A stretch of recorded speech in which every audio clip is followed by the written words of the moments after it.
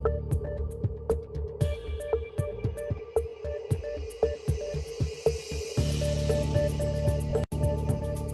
it.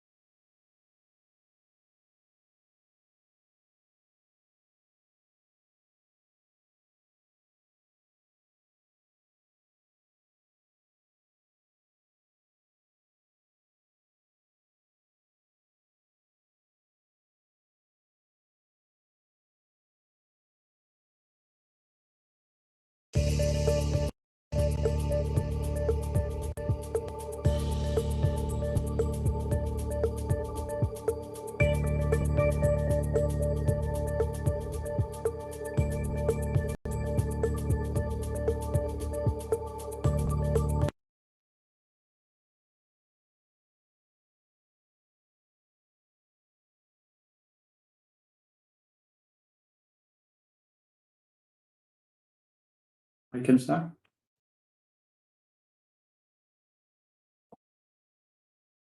Okay, good afternoon here in Vienna and good day everywhere else. Welcome to the oral session 2.2 challenges of on-site inspection. I'm welcoming you all. My name is Julius Kozma. With me is Andy Collinson. We both work for the on-site inspection division at the ETS. We will start with the oral presentations. The first one is by Dmitry Saradze, Igor Markov, and Artyom Dorosev. They will talk about potential application of unmanned aerial vehicles for on-site inspection. Dmitry and Igor, both of them are seasoned experts in OSI techniques, so I'm sure it will be a very interesting presentation. So Dmitry, the floor is yours.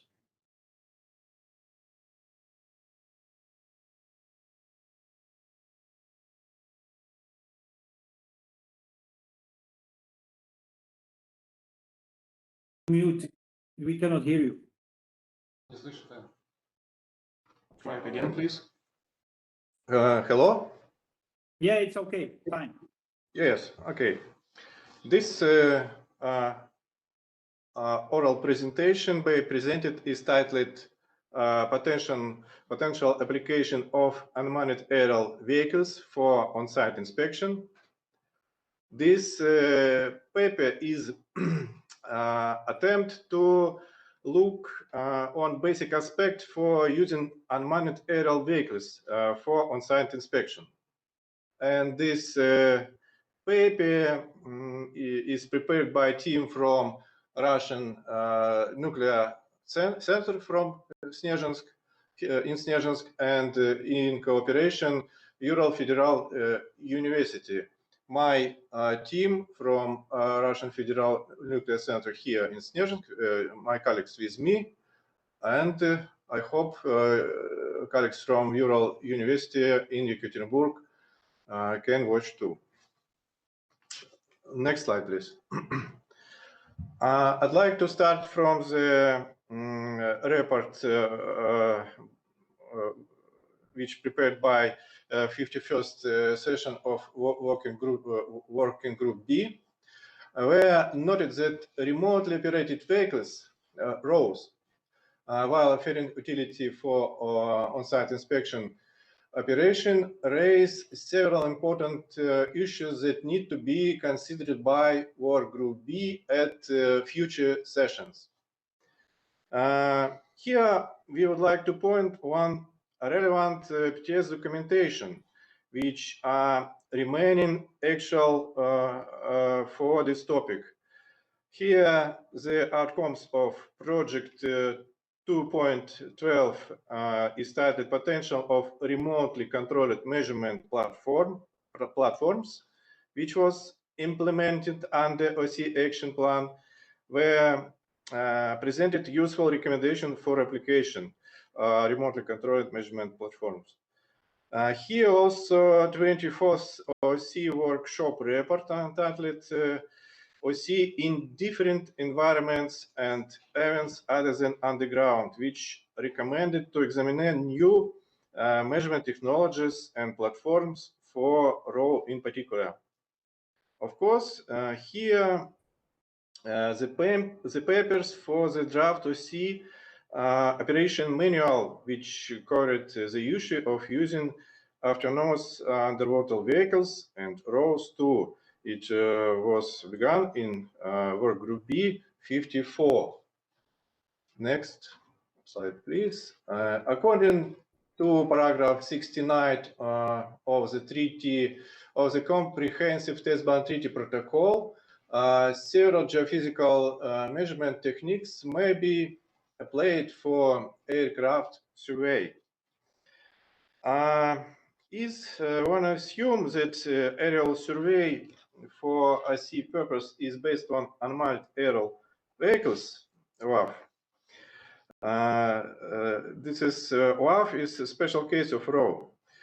We can use the basic design conception for WAF's measurement system for near surface distance, which is based on following pillars: reliable and trouble-free unmanned aerial system for geophysical survey, capability to obtain high-quality geophysical data, safety, economic efficiency, and here not discussing this in this paper.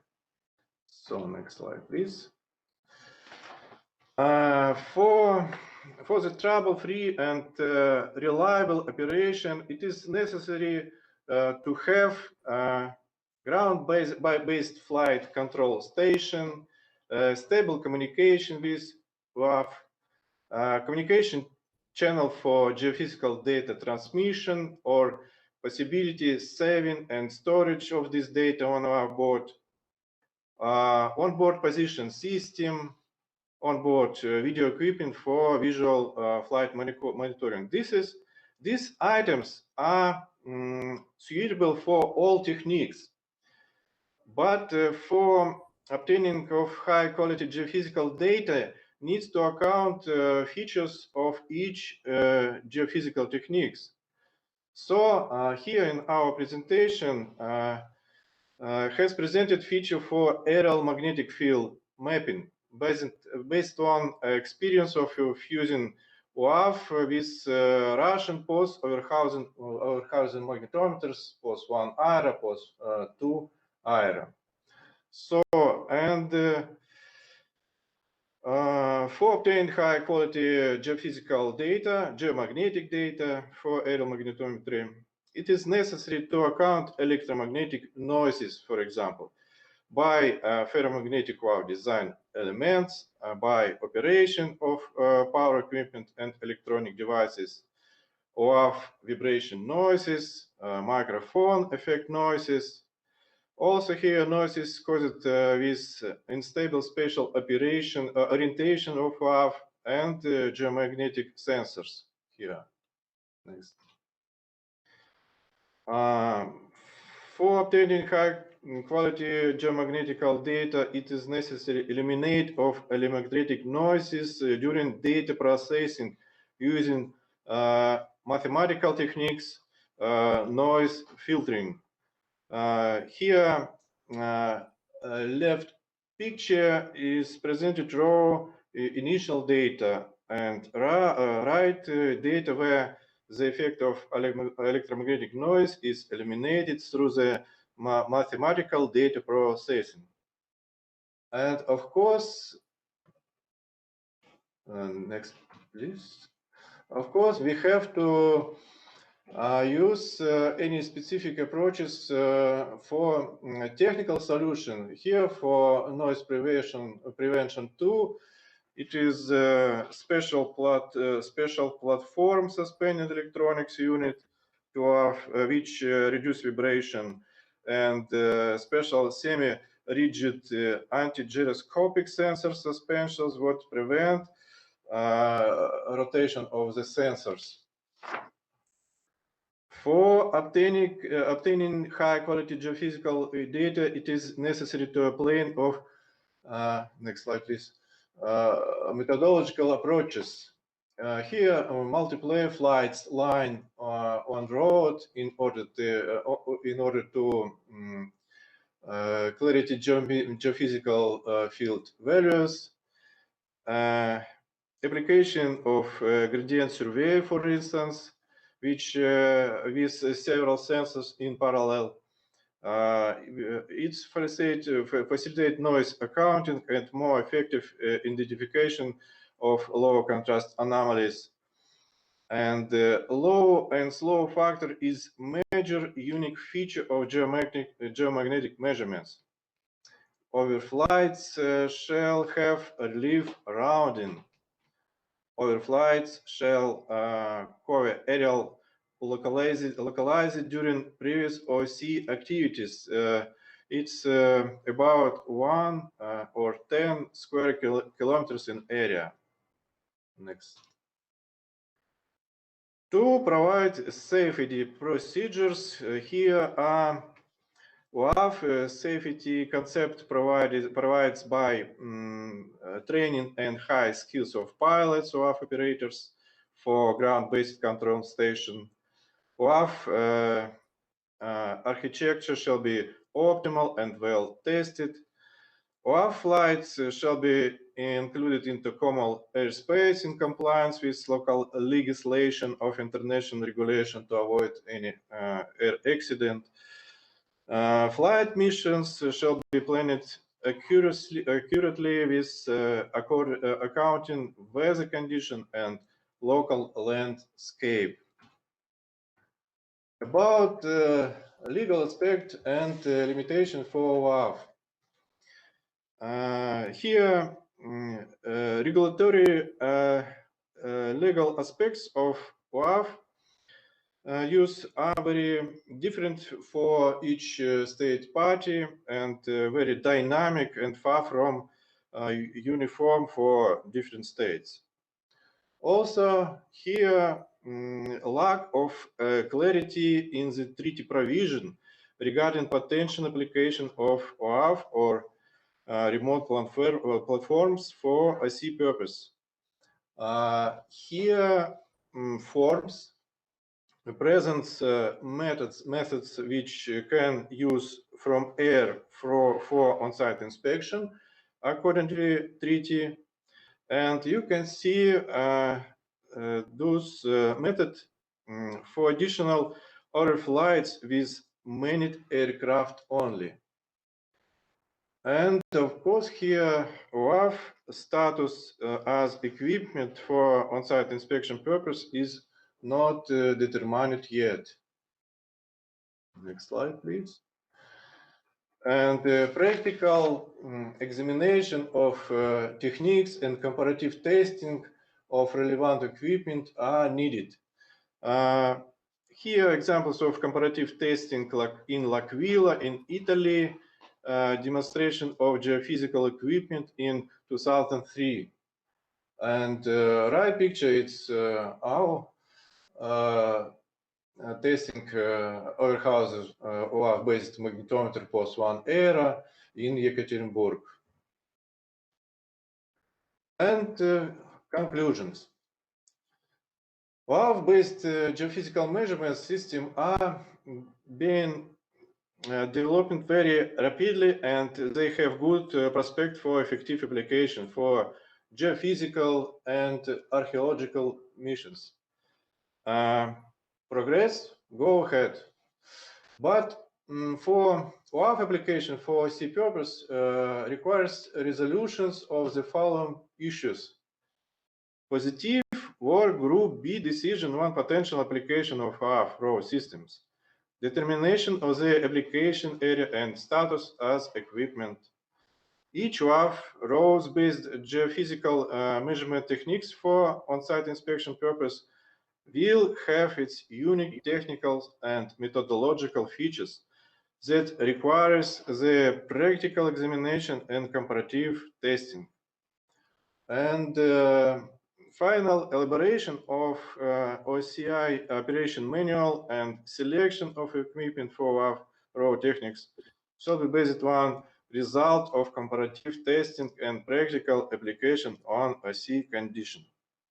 And the last slide, this is useful reference which is used for this presentation. And thank you for your attention. Thank you very much, Dmitry. Am I online? Yeah, thank you very much, Dmitry. It was very, very interesting presentation. We fully agree with your conclusions. There is still a lot of things to do, and the issue is not yet clear, but there is a really very fast development in this area. We already got 3 questions, so Andy will ask you, please try to answer briefly, not extend too much, because we will then run out of time. Good afternoon. Okay. Good to see you again. So Aled has asked the question, Aled Rowlands, and Aled was interested to know, would you consider to deploy swarms of these drones or multiple drones, assuming you had the infrastructure and the technology available to cover maybe a larger area quicker? Is that something that you considered? As it's not easy to catch, but I try.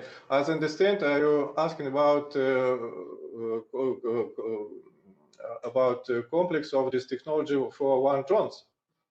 No, yes, to deploy multiple drones. More drones at one time.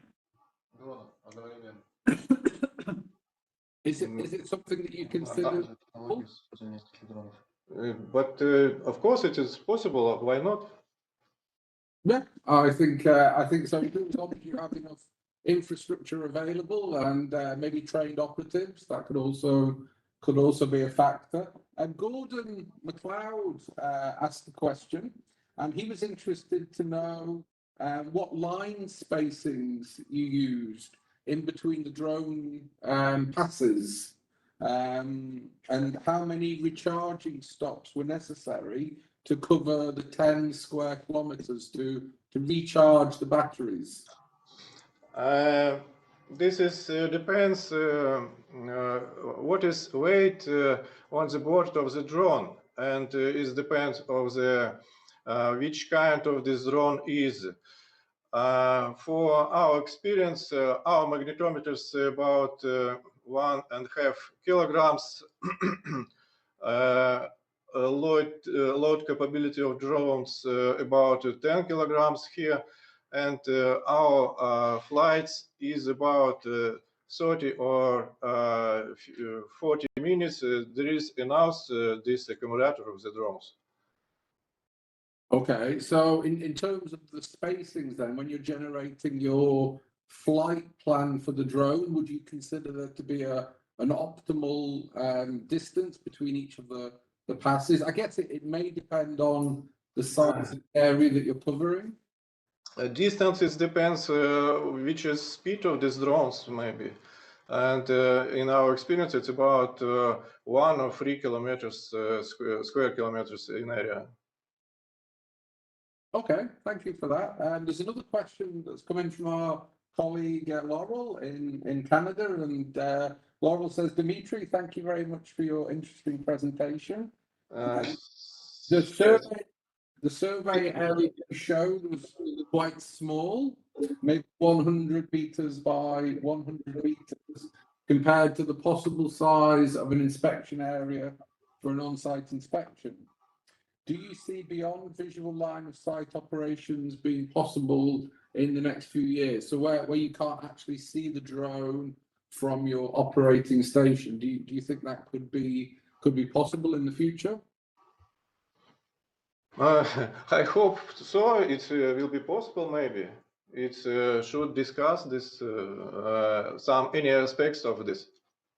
Yeah. I think maybe it's important to say this is obviously a continuation period technique, so you would expect your survey area to be that little bit smaller, but maybe there are some application potentially in the initial period as well with this technology to survey or map out an area. But it's a very nice question. So thank you for that, Laurel. Any other questions from you, Julius, that you wanted to add? I will just have one very simple question, because you mentioned at the beginning, Dmitry, that there are possibilities of data transmission directly from the vehicle to the ground, or data storage on the platform itself. This will be definitely a very important question to talk about with the experts, because it's related to the data security. When you were doing your test, you were transmitting the data directly, or you were just storing them on the platform? Now there is it possible to transmit data, but we try use storage on the board of the drone. Yeah. Okay. Thank you very much. Thank you very much for this presentation. I hope that there will be some other questions still. We may come back to them at the end of this session. So Thank you, Igor and Dmitry, and all your colleagues. And we will move to the second presentation. I'm pleased to introduce Alexander Shabelnik, who is our colleague from the OSI division now. And he is an instrumental person in development of the software systems that the OSI currently uses, the so-called GEMO and EMO, Geospatial Information System for On-Site Inspection and Equipment Information System. And he will tell about a very specific topic on updating of the software system in air-gapped environments. So, Sasha, the floor is yours. Thank you very much, Julius. Thanks a lot for the introduction. So, hello and welcome everyone out there. And I'm going to present to you today a computer science related topic, as you probably understood, namely updating service-based software systems in air-gapped environments, which is directly also related to CTBTO OSI division. So without further ado, I'm going to explain you the motivation behind this topic. So what is the problem that we try to solve and why it is interesting? Over the last couple of decades, contemporary software architectures have shown the trend towards breaking down software into increasingly smaller pieces. And combined with nowadays popular agile project methodologies, it results in releasing frequent updates to a fleet of products. And also with the rise of cloud and edge computing, we've gotten very much comfortable with the fact that software products are usually reachable via internet and updates can be easily distributed. However, this becomes quickly a problem when an air gap is incorporated. It's a prevalent choice in different sectors, including both private and public organizations where data security is a fundamental requirement. CTBTO faces the introduced problem. We have adopted multiple custom software service-based applications which exchange data through an air gap, making the applications dependent on each other. As far as the scientific community is concerned, it is a very novel and unique problem, which is in addition backed up by a real-world setting. The work presented today is also based on my thesis, which I defended on 23rd of June as part of a master's program at Vienna University of Technology. So, to understand the setting better, let me introduce you this airborne photograph taken from a helicopter during the Integrated Field Exercise 2014 in Jordan. You can see the locations of the software systems, which are clearly scattered across the base of operations. And this is a detailed view of the software systems from the previous slide. Most of the application services are containerized, as you can see by Docker. Here you can see that the applications exchange data, the arrows show it, and the dotted line indicates an air gap. So in most of the cases, they exchange data through an air gap. So my intention of showing you this diagram is not to go into the details, but just to demonstrate the high complexity we face. Let's summarize the problem in just one short sentence. How to update air-gapped service-based systems yielding verifiably correct combination of services with an emphasis on containerization technology. Further, I'd like to present to you the key idea of how to solve the introduced problem. So on the figure illustrates a bird's-eye view of the problem and solution domains. Let's walk through the diagram from the left to the right. On the problem domain, a series of air-gapped systems host software services, each having some version. Those comprise a service version combination state, which is assumed to be known. Some services depend on other services based on the versions. And again, there can be an air gap in between. Now let's talk about the solution domain.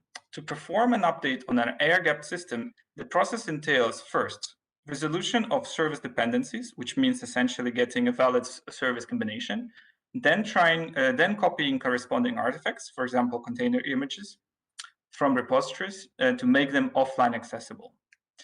Afterwards, the air-gapped system is visited, the service combination is again verified against the local state, and if nothing prevents it, the update is performed. So, further, I present the architecture of the software solution together with the update workflow. I illustrate the process by showing the corresponding architectural parts and the corresponding user interface. So this diagram illustrates functional architectural components of the proposed solution. And as you can probably see, the architecture is also service-based. So let's walk through the major components. So step one, the user responsible for the preparation of an update selects an available system and defines which of its services are subject for an update. And for example, here, the user selects the Geospatial Information Management System, GEMO. And then he or she wishes to update simply all the services, namely, this is front-end, GeoServer, database, etc. Then the step two, the dependency resolver delivers at a satisfiable combination of service versions. Here, a procedure is applied to get all correct combinations, so the user may pick a version from available ones. Later, I will explain what dependency resolution procedures do we employ. Step three, the core service prepares the corresponding artifacts by copying them from external repositories and creates a deployment plan. Here you can see again the corresponding user interface. The downloading part has not been visualized. Last but not least, given the deployment plan produced, the target air-gapped systems are physically visited. The update combination is verified against the local service combination, and if possible, the update is applied. So you may have noticed already that the dependency resolution lies at the heart of the update workflow. Therefore, I want to describe it more.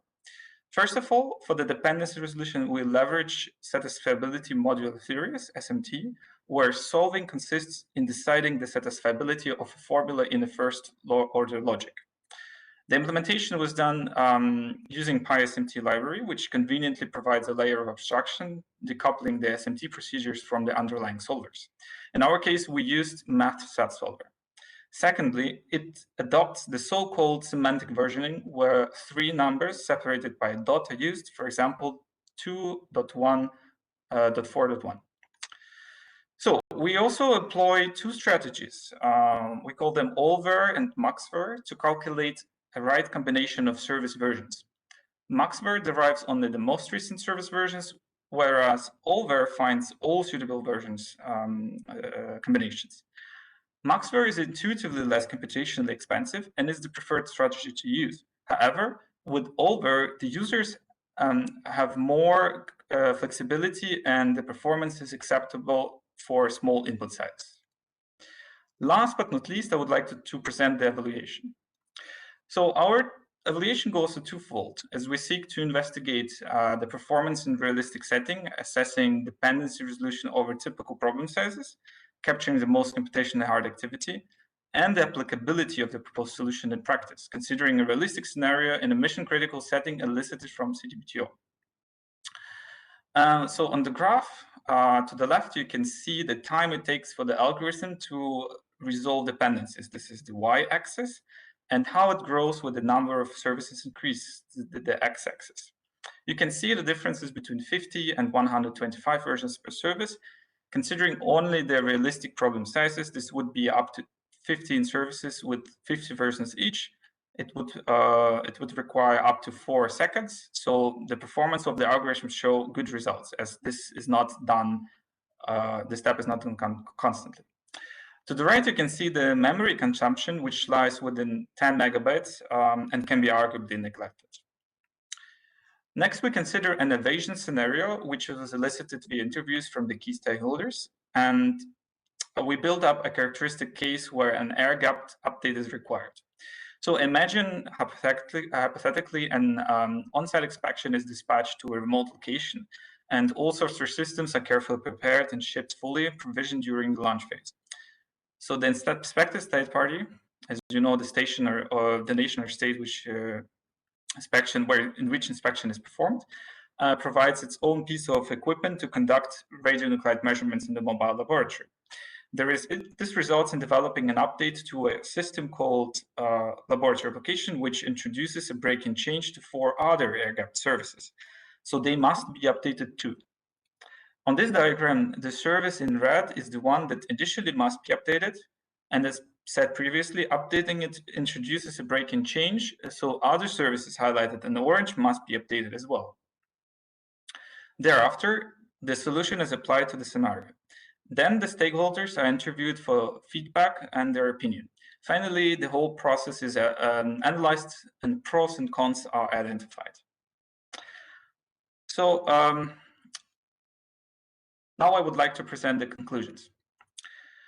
Applying the proposed solution to the described scenario showed the following advantages. So the solution provides a valuable overview of what is installed where and of what version. The user gets an easy-to-follow plan.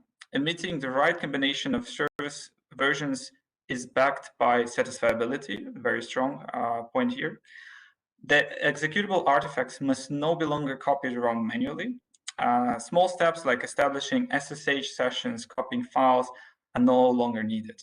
And the whole process can be reverted to bring the system to a known working state. The process also uncovered a couple of drawbacks. There is a limited freedom, meaning the users must follow the proposed procedure. There is no verification of dependency resolutions between the services, so we purely rely on the software engineers to properly maintain the dependencies. And the case study, even though being realistic, implies certain type and number of service components, as well as certain design choices.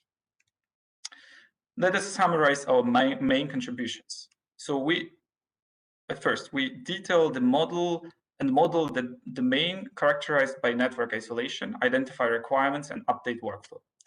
We leverage satisfiability for dependency resolution, providing alternative strategies with correctness guarantees and address the trade-off between the execution time and resolution flexibility.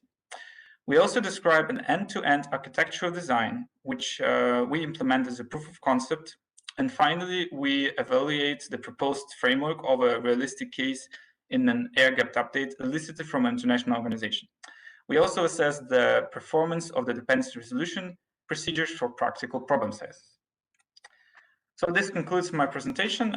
Please feel free now to ask questions. Okay, thank you, Sasha.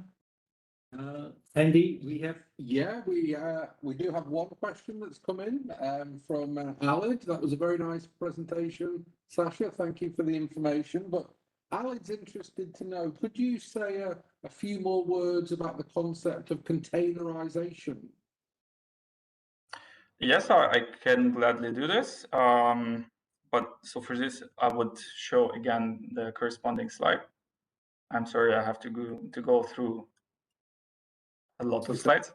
So here you can see that CTBTO employs Docker, very popular containerization technology, to provide portability, reproducibility, and for the services employed. And it's actually also an essential part of offline deployment, as it is very difficult to extract a piece of software with all the dependencies and to deploy it offline without such a technology. So I would say it's crucial for us, and it has been it has served us well over the last couple of years.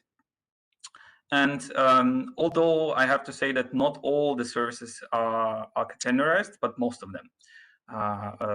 Yeah, because in certain cases it is not needed, or it would overcomplicate the whole procedure.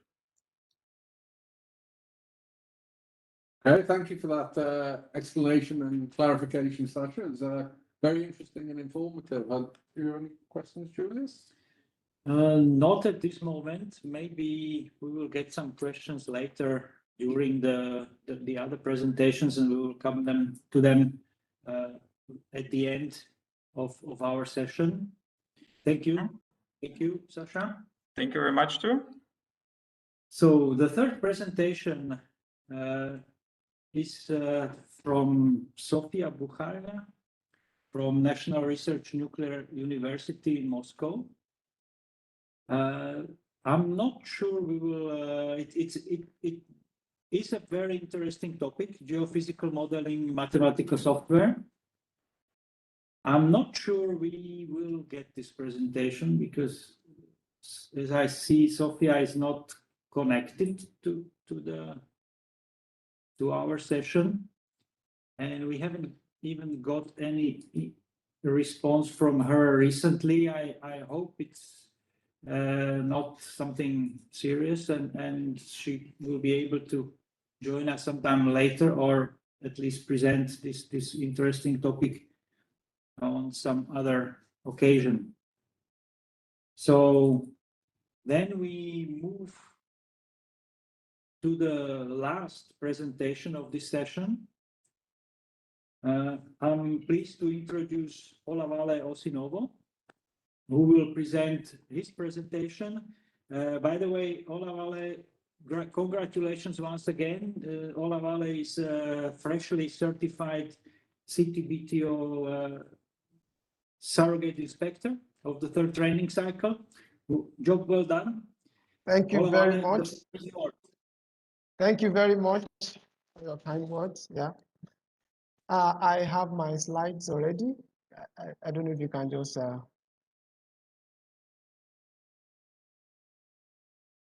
can you display my slides? I have sent slides. Or do you want me to share from here? So we will display the presentation. It is with your voice, so you don't have to say anything. We will go through it. Okay. All right. Yeah. So.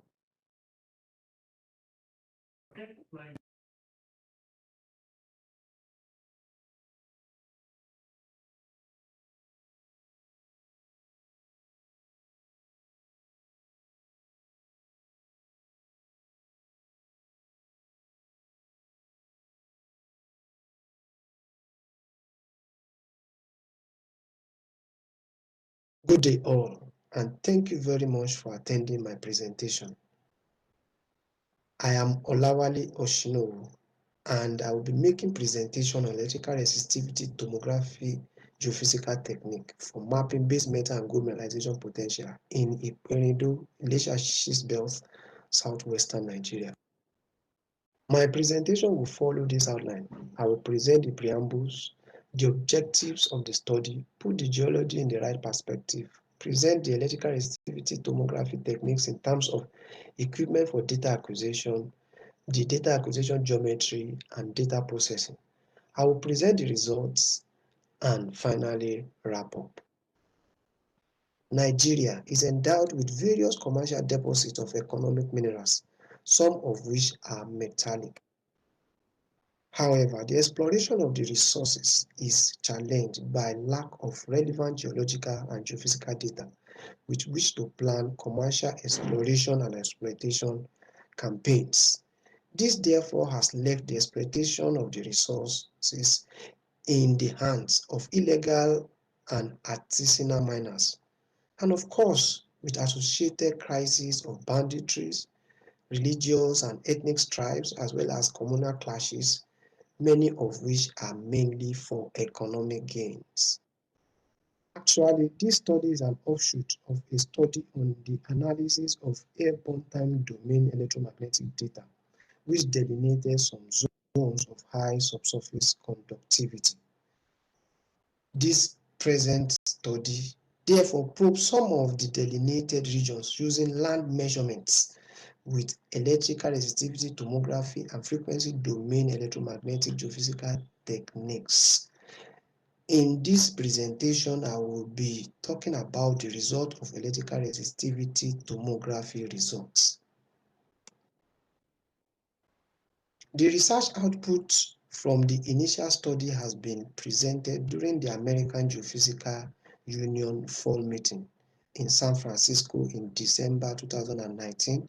It has also been published in Journal of Exploration Geophysics. The objectives of this study include to confirm the occurrence of anomalous zones of ground conductivity as delineated by time domain electromagnetic data. It is also to identify possible structures that could host gold and base metals, as well as evaluate the gold and base metal mineralization potential of the Ilesha schist belt on the account of subsurface resistivity distribution. Something about the geology of the study area. It is situated within the Ilesha schist belt in the southwestern part of Nigeria and underlain by the Precambrian basement complex rocks. Local rocks within the study area include quartzite, quartz schist, and granite gneisses that have been intruded by pegmatite gneisses. Measurement of ground resistivity was carried out with the aid of 64-channel multi-electrode super sting resistivity meter capable of simultaneous measurement along 64 electrode points with the aid of electronic switch, which automatically selects between the electrodes. Dipole-dipole electrode configuration was adopted at 3-meter inter-electrode spacing along the profile with 10-meter inter-electrode spacing. The acquired data from the surveys were initially subjected to quality check, where spurious and spiky data, especially those that bear no geologic relevance, were filtered out. The resultant data were inverted using a 2D inversion algorithm developed by Locke and Baker, which further removed noise and depth matched the data. The inverted resistivity data were georeferenced, depth sorted and gridded using Kriging gridding method. And finally, the data were employed to generate 3D resistivity distribution model of the subsurface. The results presented here are in the form of 2D resistivity sections, 3D resistivity distribution models, isodepth resistivity distribution maps, and resistivity phase diagrams. The 2D sections show resistivity distribution beneath the profile depth and image up to 66 meters below the surface. The sections present resistivity distribution that range in value from about 3.5 to 18,836 ohms meter. The sections can be divided into two, the near surface and the deeper bath. The near surface, that is below 5 meters, the upper 5 meters, present low resistivity but heterogeneous resistivity distribution, typical of soils and upper layers. The deeper path, on the other hand, present fairly homogeneous but high resistivity distribution, which is consistent with fresh and unweathered basement complex rocks of southwestern Nigeria. Some isolated low resistivity zones with resistivity values between 3.5 to 469 ohms meter were delineated. The isolated low resistivity zones present vertical geometries, which suggests that they were structurally controlled and could be attributed to the occurrence of low resistivity intrusives or emplacement of conductive rock units, or even the presence of high density of mineralized veins within the vertical fractures. The 3D resistivity model of the subsurface presents resistivity distribution variation along the X, Y, and Z directions. The image indicates dominantly high resistivity distribution with some low resistivity zones restricted to the eastern and the western ends of the study area. Low resistivity zones occurred near surface, with the deepest occurring less than 40 meters from the surface. The central part of the study area is dominated by high resistivity distribution, which corresponds to the occurrence of fresh and unweathered basement complex rocks of southwestern Nigeria. ISO resistivity distribution maps extracted at 2, 10, 20, 30, 40, 50, and 60 meter depths generally indicate gradual increase in resistivity with depth, except for some isolated low resistivity zones.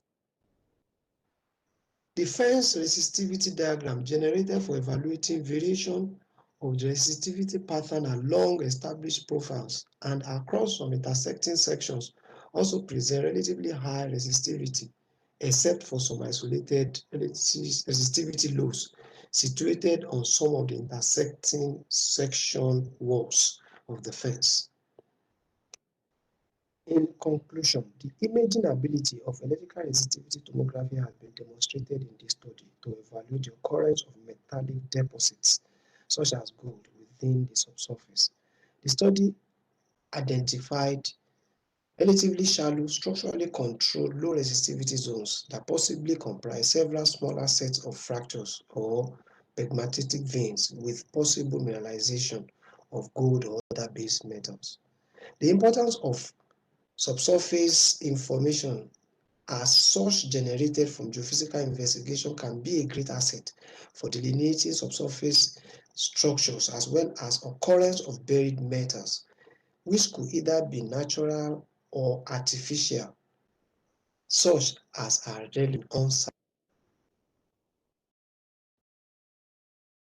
Good day.